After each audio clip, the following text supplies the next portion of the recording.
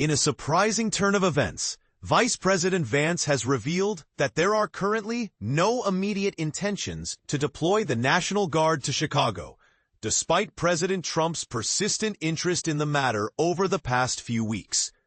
The Vice President's statement came as a response to inquiries regarding the potential number of National Guard members that might be dispatched to the Windy City, and the timeline for such an action. Instead of providing specifics, Vance emphasized the need for cooperation from Illinois Governor JB Pritzker, Democrat, suggesting that the state leader should take the initiative to request assistance.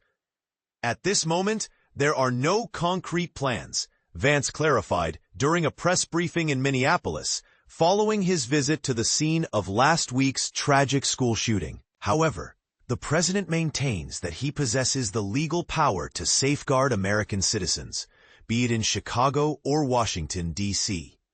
Vance went on to express the administration's preference for a collaborative approach with state governors, irrespective of their political affiliations. We would greatly appreciate it if governors, Democrats or Republicans alike, were willing to work alongside us in the fight against crime, he remarked. Unfortunately, it seems that JB Pritzker does not share this sentiment. Vance deferred to the president for further details on the issue, choosing instead to focus on offering condolences and support to the families affected by the recent violence. Earlier on Wednesday, President Trump reiterated his desire to restore order in Chicago, but stressed that Pritzker must formally request National Guard deployment. Trump's stance on the matter has evolved from a definitive commitment to a more conditional position, emphasizing the importance of gubernatorial consent.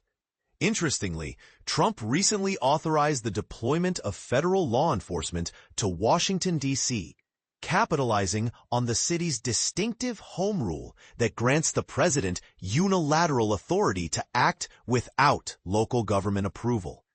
However, this privilege does not extend to state jurisdictions, where Pritzker has cautioned against the National Guard's involvement in Chicago.